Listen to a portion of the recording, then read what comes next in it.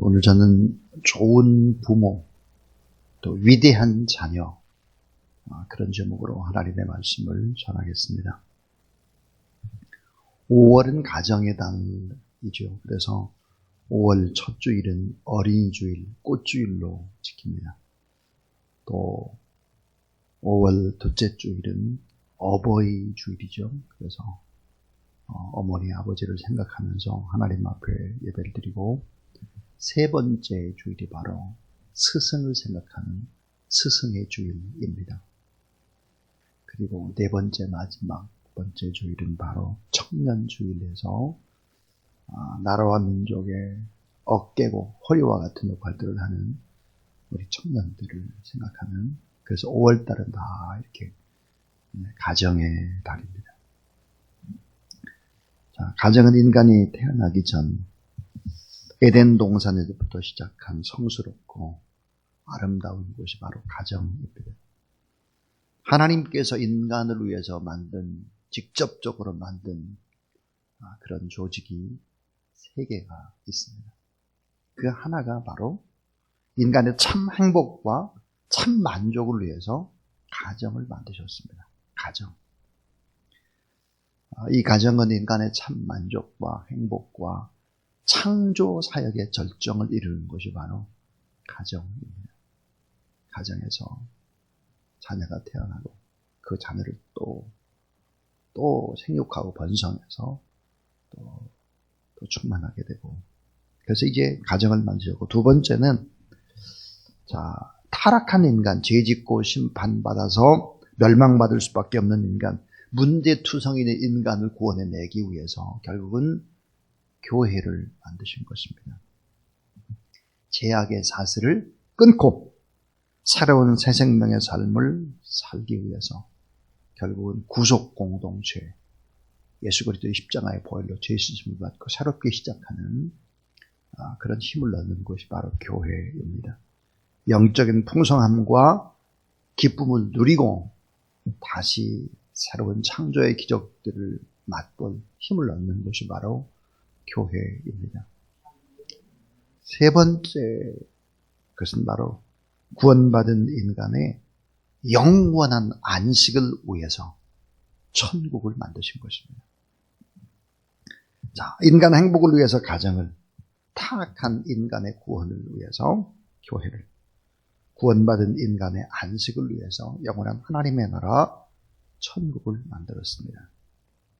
그래서 가정이라는 행복의 공동체, 교회라고 하는 구원의 새 생명 공동체, 천국이라고 하는 영생의 복된 공동체는 깊이 상호 연관성을 가지고 있습니다.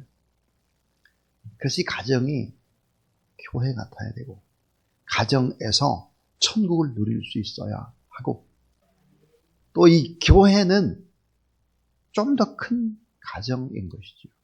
이 교회 안에서 하나님의 나라를 연습하는 것이고요. 그래서 예수님께서 교회와 천국을 설명하실 때 가정에서 사용하는 용어, 그 관계를 가지고 말씀을 하셨습니다. 하나님을 우리의 아버지다. 이사야서에 보니까 하나님을 우리의 어머니라고 묘사를 하고 있고, 성도들을 자녀들이다. 예수님을 우리의 신랑이다 그랬고, 교회를 신부다 그랬습니다. 그럼 천국을 뭘로 비유했을까? 신랑과 신부가 결혼을 해서 행복하게 사는 그런 완벽한 집으로 비유를 했습니다. 이런 비유 속에서 우리가 꼭 알아야 될 것이 뭐냐면, 가정은 하나의 아름다운 작은 교회가 되어야 하고, 또 가정은 작은 천국이 되어야 한다. 그래서 신앙의 보금자리, 사랑과 행복의 보금자리, 치유와 회복이 있는 안식처, 새 힘과 새 꿈과 새 용기와 새 희망을 얻는 새 출발의 처소가 가정이면서 동시에 교회다 하는 것이죠. 가정에서 이런 것을 얻지 못하면, 교회에서 얻지 않으면 절대로 안 된다 하는 거죠. 오늘 몇 가지 중요한 부분들을 이야기하고 싶습니다. 첫 번째가, 부모들이 자녀들에게 꼭 필요한 것이 정말 뭘까? 그걸 알아야 되죠. 자녀들에게 정말 꼭 있어야 될 5가지, 부모들이 이 5가지를 채워줘야 합니다. 또 하나는 자녀들은 부모에게 어떻게 해야 될까 하는 것이고요.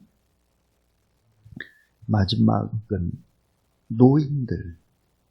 이 노인들은 어떻게 살아야 할까? 이 3가지의 주제입니다. 다 큰 주제인데 그동안에 설계해왔던 것들의 요약도 되면서 좀 더 덧붙이기도 하고 그렇게 하겠습니다. 자, 이 부모들이 자녀들에게 어떻게 해야 하는가? 자녀들에게 정말 필요한 것이 무엇인지를 아는 부모, 훌륭한 자녀로 성장하기 위해서 우리 자녀들에게 정말 꼭 필요한 것이 무엇일까 하는 것입니다. 그래서 우리 첫 번째 주제가 따라하세요. 부모들이요, 자녀들에게 무엇이 필요할까요? 예. 부모들이요, 자녀들에게는 무엇이 필요할까요? 하는 것입니다. 자, 많은 이야기를 하고 싶지만 핵심의 이야기는 5가지다 그랬어요. 이 5가지가 부모에게 있어야 하고 이 5가지를 자녀는 배워야 하는 것이죠. 가정에서. 이 5가지가 잘 안 되니까 항상 모든 문제의 근원이 되고 모든 사건과 모든 나쁜 일들이 발생하게 되는 것이죠. 시편 127편 3절에 자식은 여호와의 주신 기업이요 태의 열매는 하나님의 상급이니라 그랬습니다. 자녀가 얼마나 중요할까? 하나님이 주신 기업이라는 거예요. 삼성, 현대, 기아 뭐 이런 것만이 기업이 아니고 진정한 기업은 자녀다. 태의 열매는 하나님이 우리에게 주신 상급이다 그랬어요. 이 세상에 살면 얼마나 고단합니까? 그러니까 상급으로 그 고단함을 자녀를 보면서 또 힘을 얻고, 그래서 자녀가 하나님의 상급이고 하나님의 선물이다 하는 것이죠. 그 중요한 5가지 꼭 기억을 하라. 자녀에게 필요한 이 5가지가 뭘까 하는 거죠. 이 5가지는 오늘 이거 들고 또 내일도 듣고 모레도 들어도 중요한 거예요. 정말로 계속 들어야 되는 얘기죠. 자, 자녀에게 꼭 필요한 것이 뭘까? 첫 번째는요, 사랑이 필요합니다. 사랑을 받아야 합니다. 사랑을 받아야 돼요. 사랑이라고 하는 것은 받지 않으면 나눌 수 없고 그것을 흘려보내기가 어려운 게 바로 사랑입니다. 많이 받아야 많이 베풀 수 있는 것이죠. 자, 댐을 한번 생각해 보세요. 댐, 발당댐, 또, 소양강 댐을 생각해 보세요. 그 댐에 물이 막 쫙 이렇게 저축돼야 되잖아요. 그렇게 많이 사랑을 받아야 흘려보낼 수 있는 것이죠, 댐이. 그래야 결국은 사랑의 수력 발전이 가능한 것입니다. 사랑의 수력 발전이 우리 자녀들에게 일어나야 주변의 사람들이 다 행복해지는 거예요. 아이들의 사랑에 대한 개념은 사실은 얼마나 부부가 행복하게 살아가느냐 하는 거죠. 부부가 행복하게 살아야 되고, 또 부모와 자기와의 관계를 관찰하면서 형성이 되는 것이죠. 사랑을 느끼도록, 경험하도록 표현하고, 사랑을 받아야 결국은 사랑을 베풀고, 사랑을 베푸는 사람, 그 사람 자체가 행복하게 되는 거죠. 안 베푸는데 어떻게 행복하겠습니까? 사랑의 발전소, 그러기 위해서는 댐에 물이 필요하죠. 댐에. 바로 어머니, 아버지가 사랑을 베풀어 줘야 한다. 만약에 이 사랑이 제대로 공급되지 않으면 그 결핍증 환자들 때문에 결국은 많은 문제가 생겨납니다. 모든 정신병에서부터, 모든 범죄에서부터, 모든 이상한 동성애에서부터, 이런 게 다 사랑의 결핍에서 오는 것이죠. 두 번째입니다. 두 번째는, 자, 수용이 필요하다. 수용. acceptance. 수용이 필요한 거죠. 있는 모습 그대로, 약점 그대로, 부족한 모습 그대로, 못하는 것은 못하는 대로 넉넉한 이해가 필요합니다. 괜찮아. 잘할 거야. 아이의 모습을 그대로 수용하라. 그 아이의 가능성 때문에 수용하는 것이 아니라 그 아이가 가지고 있는 하나님이 주신 그런 개성, 그것을 인정해 주라 하는 것입니다. 참 중요한 말이죠. 부정적인 얘기를 해서는 안 돼요. 하나님이 주신, 아까 그랬어요? 상급이다 그래요. 상급이라고 하는, 상이라고 하는 것은 왜 이걸 나한테 줬냐고 따져들고 그래서는 안 되는 거죠. 그것도 위에 있는 분이 주셨다면 다 소중한 거죠. 다. 얼마나 소중합니까? 하나님 주신 기업인데 수용이 필요하다 하는 것이고요.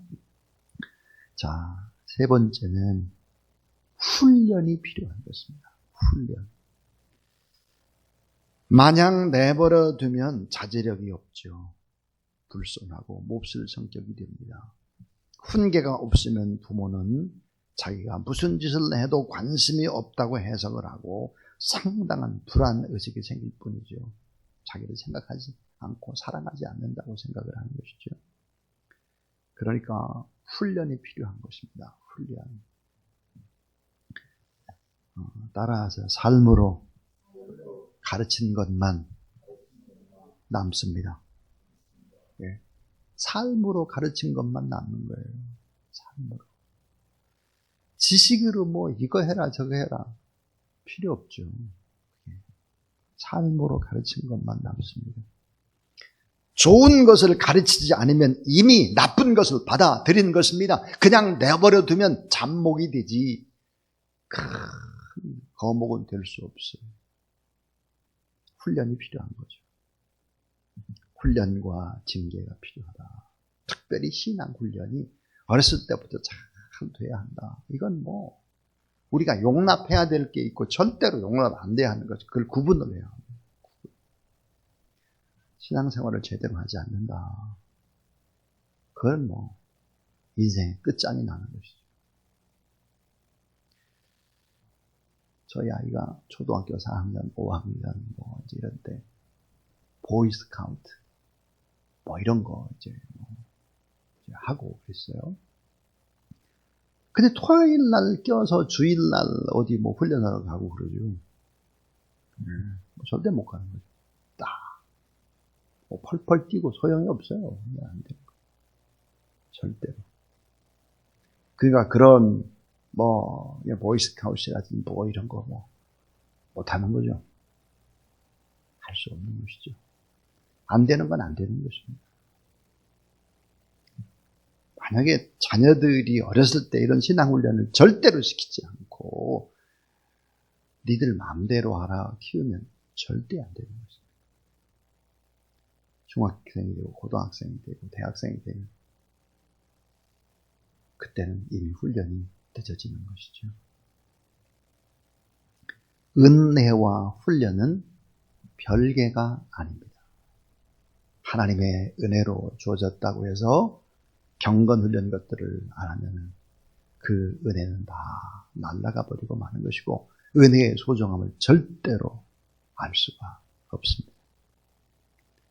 자, 자녀들이 꼭 필요한 것이 뭘까요? 네 번째는 바로 본이 필요합니다. 본. 본을 보여야 돼요. 모델이 돼야 돼요. 샘플이 돼야 돼요. 모방 심리가 강하고 동일시의 심리가 어린아이일수록 너무너무 강하죠. 엄마 모습을 그대로 흉내냅니다. 아빠 모습 그대로 흉내내죠. 걷는 것까지 똑같아요. 여러분, 저는 저희 아이의 모습 속에서 참 저의 모습들을 참 많이 보았습니다. 저희 아이가 아장아장 컸고 그런데도 제가 이제 책을 가지고 내가 이렇게 뒤에 이렇게 책을 꼈어요. 이렇게 끼고 이제 제가 있는 집에서 학교까지를 가는 거죠. 이렇게 책을 이렇게 끼워. 꼬맹이 아이가 이걸 이렇게 끼고 돌아다닌다니까요. 얼마나 이런 모습들이 아무도 깜짝 놀랐어요. 제가 신방을 이제 갔다가 임종 예배를 드려야 될 상황이 나서 넥타이를 받고 끼기 위해서 이제 오후에 집에 들렸어요. 이제 초등학교 다닐 때죠. 근데 띵동해요. 그래서 이제 문을 열어주니까 아이가 막 급히 막 들어오는 거예요. 아빠 나 배 아파 죽겠어. 화장실로 들어가야 되잖아요. 급하면. 근데 자기 방으로 들어가는 거예요. 그래서 아이 책이 어디 갔지? 내가 보던 책이 막으로 책을 찾는 거예요. 그리고 책을 가지고 화장실에 들어가서 변기에 앉아서 이렇게 보는 거죠. 제가 그러니까요. 제가 늘 화장실에 가면 책을 가지고 가서 좀에서 본다고 하니까 이 아이가 배 아파 죽겠는데 책을 찾는 거죠. 그리고 변기에 앉는 거예요. 참 두렵죠. 이런 모습들 자체가. 뭐냐면 본이 필요한 거죠. 본. 어른들이나 부모님은 어린아이들이 살아가는 모델이면서 동시에 삶의 교과서죠. 또 삶의 교육 내용이 바로 살아가는 모습입니다. 그래서 살아있는 교과서인 것이죠. 본이 필요하다 하는 것입니다. 그 다음에 이제 아주 중요한 5번째는 뭐냐면 가치를 인정해줘야 한다. 소중한 가치. 너는 정말 가치 있는 소중한 아이다. 너는 정말 내가 사랑하고 넌 정말 귀하고 또 귀한 아이다. 가치 있는 존재임을 경험하도록 그렇게 대해주는 것이죠. 자녀들에게 이 5가지는 정말 필요한 것입니다. 어렸을 때일수록 더 필요한 것이죠. 사랑이 필요합니다. 수용이 필요합니다. 훈련이 필요합니다. 본을 보이는 것이 필요합니다. 가치, 내가 정말 소중한 가치가 있구나. 이런 가치를 인정해 줘야 한다. 이게 바로 이제 부모들이 꼭 보여줘야 되는, 자녀들이 보고 삶으로 배워야 하는 것이죠. 자, 2번째 이야기입니다. 2번째는 따라하세요. 자녀들이요. 부모에겐 무엇이 필요할까요? 자, 부모님에겐 무엇이 필요할까 하는 거예요. 출애굽기 20장 12절 내 부모를 공경하라 그러면 너의 하나님 나 여호와가 내게 준 땅에서 내 생명이 길리라 했고, 오늘 우리가 읽은 에베소 6장 1절부터 3절을 보니까 내 아버지와 어머니를 공경하라, 이것이 약속에 있는 첫 계명이니 이는 내가 잘되고 땅에서 잠수하리라 그랬습니다. 자, 우리들이 오래오래 장수하는 비결, 우리들이 행복한 비결, 오래오래 살면서 풍성하게 복을 받은 비결, 부모를 공개하는 것이죠. 시편 90편 10절 모세가 쓴 시로 알려져 있죠. 공동 번역으로 이러합니다. 인생은 기껏해야 70년, 근력이 좋아야 80년. 그나마 거의가 고생과 슬픔에 젖은 것, 그것도 날아가듯 덧없이 사라지고 맙니다. 그렇습니다. 자녀들을 위해서 고생과 슬픔의 나날을 보내시고 염려와 근심으로 살아온 어머니와 아버님. 자, 이 어머니와 아버지를 우리가 어떻게 대해야 할까? 자녀들이. 성경은 이렇게 얘기합니다. 신명기 21장 18절부터 21절. 부모의 속을 썩히고 부모의 말에 순종치 않고 여러 번 타일러도 말을 잘 듣지 않고 그러면 온 마을 사람들이 돌을 들어서 그 자녀를 쳐서 죽여라 그랬습니다. 이건 명령입니다. 잠언 30장 17절. 아비를 조롱하고 어미를 순종하기를 싫어하는 자의 눈은 꼴찌하게 까마귀에 쪼이고 독수리 새끼에게 먹히리라 그랬습니다. 자, 자녀들아 내 부모를 공경하라 그랬어요. 공경. 이 공경이라는 단어가 히브리어로 카벨인데요. 카벨. 이 카벨의 사전에 보면 세 가지의 깊은 뜻이 담겨져 있습니다. 그래서 이 세 가지를 우리 자녀들이 꼭 기억을 해야 할 것입니다. 하나가 뭐냐면 존경하는 마음으로 부모님을 공경하라 합니다. 존경하는 마음. 공경이라는 말은 존경이라는 말입니다. 존경하는 마음으로 부모님을 공경하라. 부모는 자기 자녀로부터 존경받지 못하면 남으로부터 멸시를 당할 수밖에 없습니다. 자기 자녀들에게 존중을 받지 못하는데 어떻게 남에게 존중을 받겠어요? 지도자가 되지 못해요. 동네에서 다 비방을 받습니다. 이스라엘에 가보게 되면 놀라운 것이 몇 가지가 있는데 그 중에 하나가 뭐냐? 양로원이 없습니다. 양로원. 저는 이스라엘에 여러 번 가봤지만 양로원을 본 적이 없습니다. 유대인 젊은이들은 노 부모님을 집에 모시고 사는 것을 자랑스럽게 여기고 노 부모님을 또 서로가 모시려고 하고 노 부모님의 간절한 축복 기도 이거를 받는 것을 유산으로 생각하죠. 자랑스럽게 여기는 것입니다. 부모가 없는 젊은 유대인들은 노인들을 서로 모셔가려고 하는 풍조입니다. 손님이 집에 오면 먼저 노부모의 방으로 안내해서 부모님께 인사드리는 것이 예의 일입니다. 여러분 따라하세요. 내가 잘되고 땅에서 장수하리라. 내가 땅에서 잘되고 장수하리라 그랬습니다. 그래서 존경하는 마음으로 부모님을 공경하라. 두 번째입니다. 두 번째는 따라하세요. 순종하는 마음으로 부모님을 공경하라. 예. 순종하는 마음으로 부모님을 공경하라. 그렇습니다.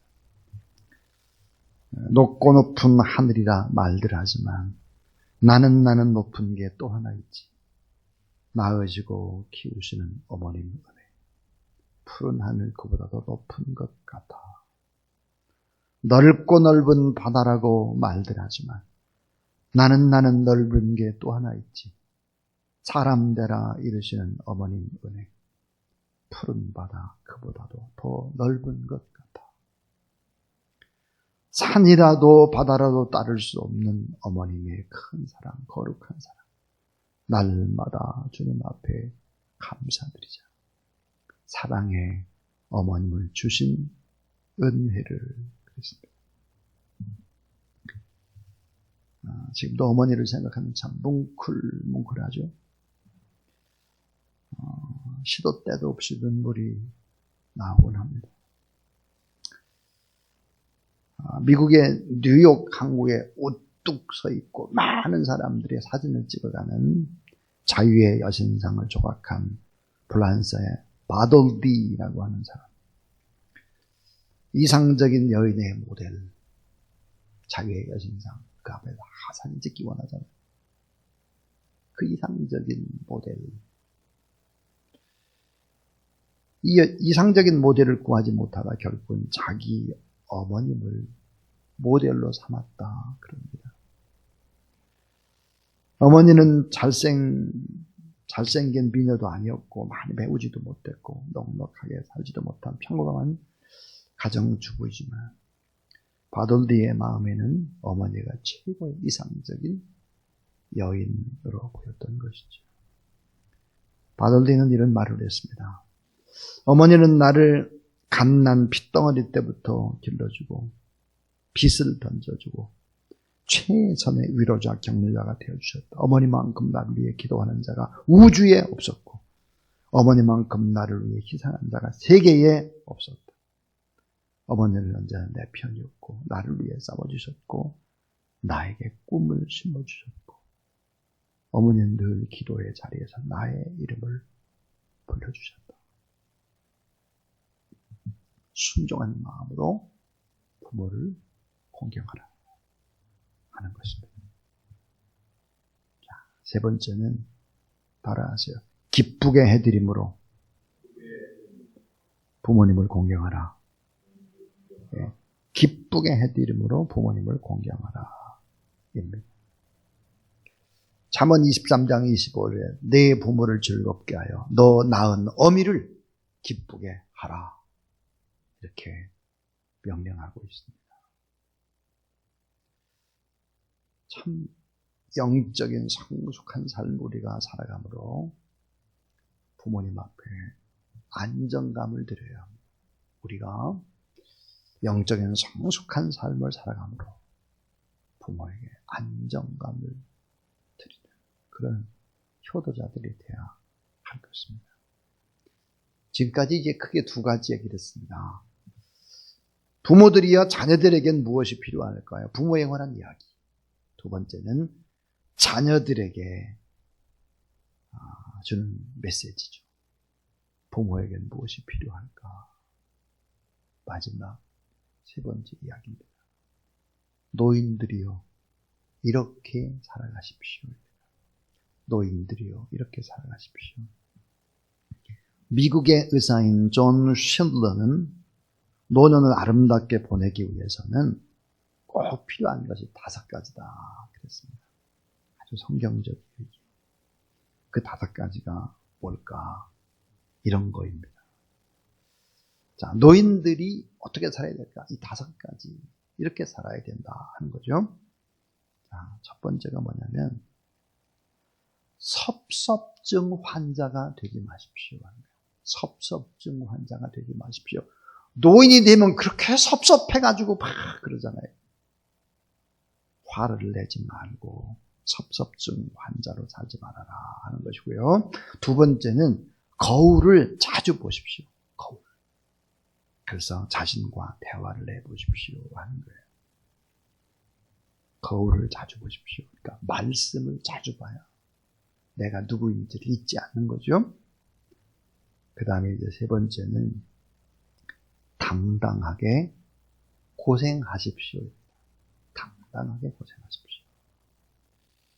자, 일의 즐거움 뒤로만 물러서지 말고 당당하게 때로는 고생할 일이 있으면 하십시오 하는 거예요. 네 번째는 자, 사랑의 여운을 남기십시오. 사랑의 여운을 남겨라. 사랑의 여운이 뭘까요? 축복 기도입니다. 남을 위한 축복 기도. 사랑의 여운을 남기십시오. 돈이나 어떤 재물보다 축복 기도가 더 큰 보배다. 그래서 사랑의 여운을 남기십시오. 마지막 5번째는 이것입니다. 영생의 소망을 안고 밝게 사십시오. 영생의 소망을 안고 밝게 사십시오. 신부가 신랑을 맞이하듯 주님을 맞이할 설레임을 가지고 부푼 꿈을 가지고 연세가 되실수록 더 식어지지 않는 꿈을 가지고 천국에 대한 그렇게 살아가십시오 하는 것입니다. 오늘 저는 자녀에게 필요한 것이 뭘까? 부모에게 필요한 것이 무엇인가? 연세가 든 노인들은 어떻게 살아야 될까 하는 부분들의 이야기를 드렸습니다. 주 안에서 이런 하나님의 말씀 앞에 순종하는 저와 여러분, 우리 모두 다 될 수 있기를 주님의 이름으로 축원합니다. 자, 이제 찬송을 부를 텐데요. 저희 어머니가 대퇴부 수술을 하시고 이제 병실로 이렇게 올라가셨습니다. 병실로 올라가신 후에 제가 이제 신방을 갔을 때 어머니 우리 예배 드려야 되는데 어머니 가장 좋아하는 찬송이 무엇이에요? 그랬더니 어머님은 그 입에서 예수 사랑하심을 성경에서 배웠네. 563장을 부르시는 거예요. 그래서 저는 깜짝 놀랐어요. 대퇴부 수술을 하시고 병실로 올라갔는데도 목소리가 좋으시더라고요. 다 애워서 부르시더라고요. 예수 사랑하심을 성경에서 배웠네. 한번 우리도 이 찬양을 한번 부르면서 다 이게 또 부모들이고 또 부모된 우리들이 또 우리의 어머니들을 생각하면서 아버지를 생각하면서 563장 찬송합니다.